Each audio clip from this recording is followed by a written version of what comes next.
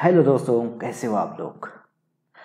आज हम acid base chemistry में जो एक इंडिकेटर यूज होता है उसको हम लिटमस कहते हैं, लिटमस पेपर। आज हम लिटमस केमिस्ट्री का पूरा डीएनए करेंगे, उसके बारे में चिल्डफाइल करेंगे, उसके बारे में बेसिक टू एडवांस क्या होते हैं, सारी चीज़ें हम समझेंगे अपने इस वीडियो में। ठीक है, तो आपका इनोवेटिव केमिस्ट्री चैनल में स्वागत है। और आज चलिए हम शुरू करते हैं लिटमस केमिस्ट्री क्या होता है। तो सबसे पहले लिटमस क्या होता है, कैसे होता है, इन सारी चीज़ों को हम हिस्ट्री से शुरू करते हैं। कहानी उन दिनों की है, अगर हम हिस्ट्री की बात करें तो कहानी उन दिनों की है जब सन था 1300 ईस्वी। उसमें भारत में मुगलिया सल्तनत, भारत में विदेशियों का आक्रमण था। और उसी समय एक स्पेनिश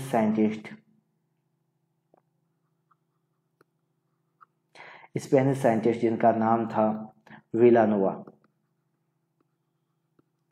विलानोवा ने पता लगाया कि हम एसिड बेस को आसानी से बिना टेस्ट किए हुए आइडेंटिफाई कर सकते हैं। क्योंकि इसके पहले जो कॉन्सेप्ट था, आप लोगों ने भी अगर लोअर क्लास में यानी बिलो 10th में आपको ऐसा पढ़ाया गया कि जिसका सोल इन टेस्ट होता है, जिसका टेस्ट खट्टा होता है, वो क्या होते हैं, एसिड होते हैं। और जो बीटा टेस्ट जिनका होता है उसे बेस कहते हैं। बाद में ऐसी कंडीशन आई जो एसिड हैं, HCl तक तो ये आप कर सकते हो, HCl तक आप एसिड का ऐसे पता कर सकते हो। हमारे बॉडी में HCl होते हैं जो हमारे डाइजेस्टिव सिस्टम को कंट्रोल करते हैं, उसको इन्हेंस करते हैं, वहाँ तक तो ये आप समझ में आ रहा है। लेकिन अगर H2SO4 और दूसरे एसिड हो गए या NaOH जैसे बेस हो गए, क्या इनका आप टेस्ट करके बता सकते हो? नो। टेस्ट करके अगर बताने की कोशिश करोगे तो आप अपने बॉडी को ही हार्म पहुंचाओगे। आपका जीभ, आपका जो लंग्स, आपके जो टंग है, ये बताने लायक ही नहीं रह पाएंगे। इस समय जरूरत हो कि एक ऐसे आइडेंटिफिकेशन के लिए, जो ऐसे इंडिकेटर का जो एसिड और बेस को बिना टेस्ट के आसानी से बता सके कौन से एसिड होते हैं और कौन से बेस होते हैं। इन सबको ध्यान में रखते हुए 1300 में एक स्पेनिश साइंटिस्ट विलानोवा ने हमें बताया, एक लिटमस पेपर का कॉन्सेप्ट दिया और उसने यूज करके बताया। ठीक है, वो क्या है, कैसे हैं, हम उसको यहाँ पर समझेंगे आप लोगों के माध्यम से। आप लोगों को मैं समझाने की कोशिश कर रहा हूँ, प्लीज़ आप लोग बने रहिएगा लगातार, वीडियो के अंत तक बने रहिएगा। आपका एसिड बेस का लिटमस का जो कॉन्सेप्ट है, जो आप लैब में यूज कर रहे हो, सारे प्रॉब्लम, सारे चीज़ों को मैं सॉल्व कर दूंगा। ठीक है, अब हम आते हैं आपके प्रॉब्लम को, ध्यान से देखना। जो लिटमस क्या होते हैं, सबसे पहले इस मीन्स का लिटमस जो वर्ड होता है, ये नॉल्स वर्ड होता है। इसका मीन्स होता है कलर और डाई।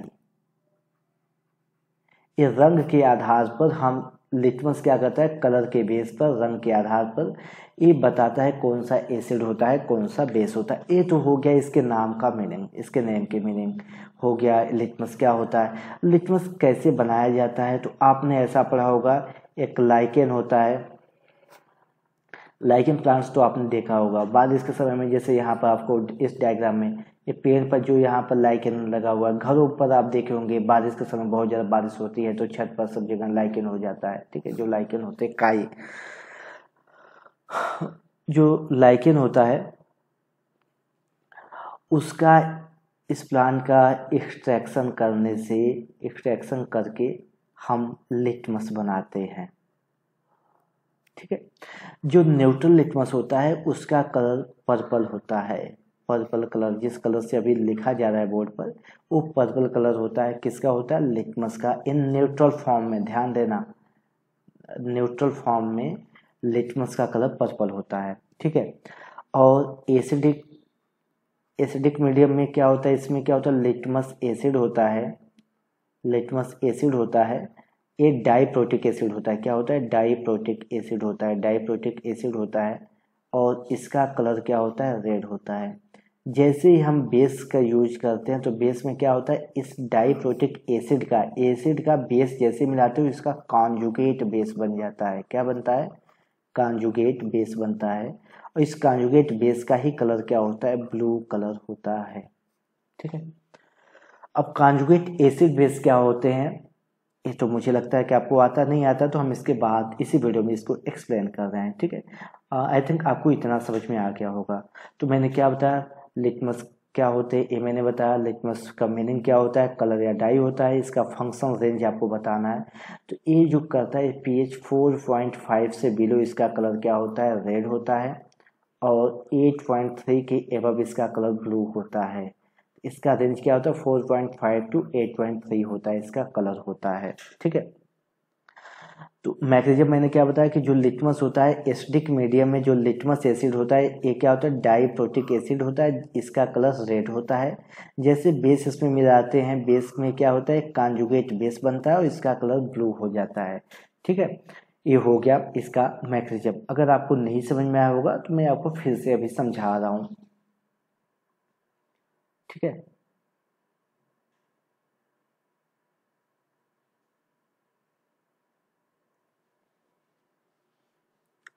ध्यान देना, अब सबसे पहले जो मैंने एक वर्ड बताया वो वर्ड आपको याद होगा, तो आपको अगर याद होगा तो आप बता सकते हो। मैंने बताया जो न्यूट्रल होता है, न्यूट्रल लिटमस होता है, उसका कलर क्या होता है, पर्पल होता है। ये पर्पल कलर होता है। क्यों ये कलर क्यों पर्पल कलर होता है, तो आप बीएससी के अगर स्टूडेंट होंगे, आप ग्रेजुएशन सेकेंड ईयर में अगर रहे होंगे, तो आपको ग्रेजुएशन सेकेंड ईयर में एक कॉन्सेप्ट पढ़ाया गया होगा यूवी में, यूवी स्पेक्ट्रोस्कोपी में आपको पढ़ाया गया होगा, आक्जोक्रोम और क्रोमोफोर के बारे में बताया गया होगा। क्रोमोफोर क्या होते हैं, जो कलर शो करते हैं, और कलर की आइडेंटिफिकेशन इंटेंसिटी को बढ़ाने वाले को हम आक्जोक्रोम कहते हैं। तो क्या होता है, इसका नाम होता है 7 हाइड्रोक्सी फेनोजेनोन,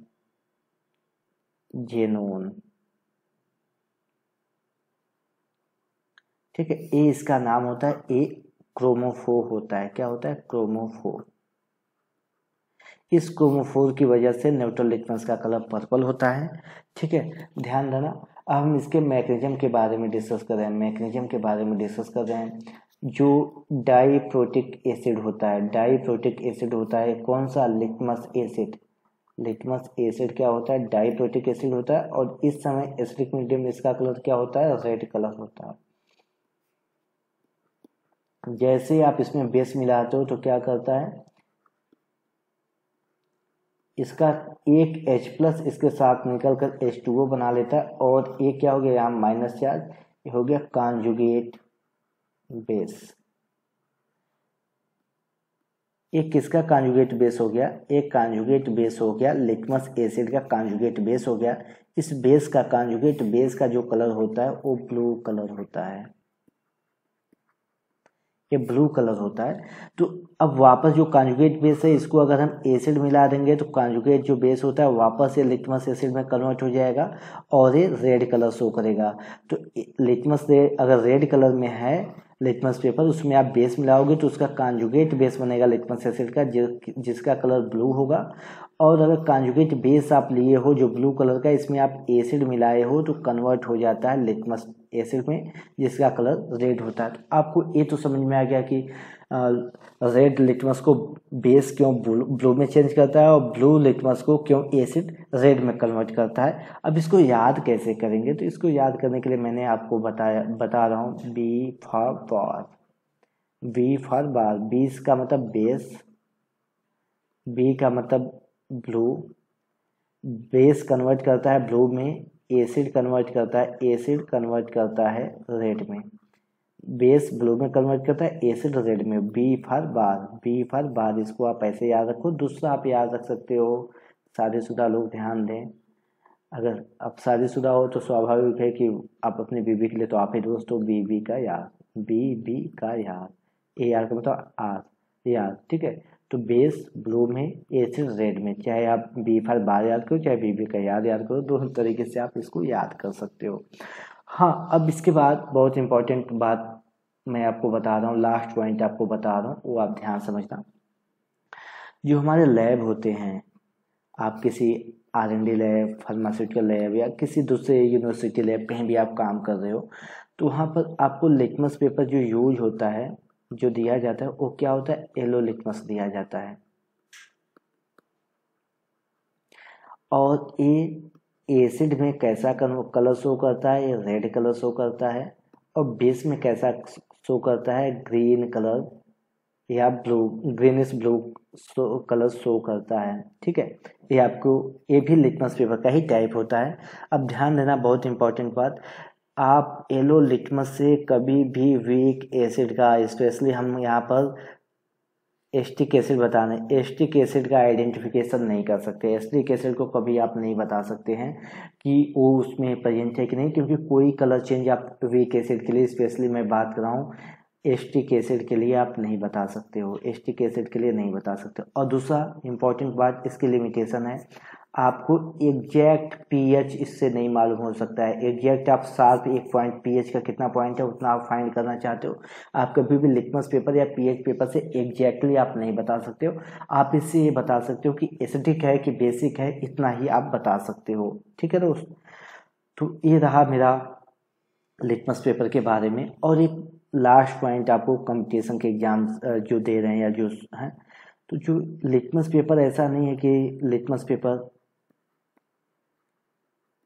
ये केवल एसिड बेस को ही नहीं बताता है, इसके अलावा ये रिएक्शन भी शो करता है। जैसे आप क्लोरीन के प्रेजेंस में अगर आप क्लोरीन गैस पास करा देंगे ब्लू लिटमस पर, तो ये क्या हो जाता है, वाइट कलर का हो जाता है,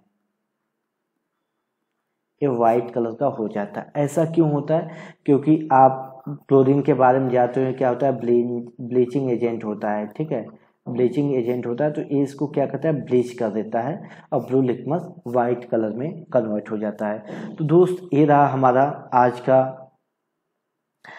लिटमस केमिस्ट्री के बारे में मेरा ये वीडियो। आपको, मुझे उम्मीद है कि आप लोगों को समझ में आया होगा। किसी को कोई डाउट हो, प्रॉब्लम्स हो, तो आप मुझे कमेंट कर सकते हो।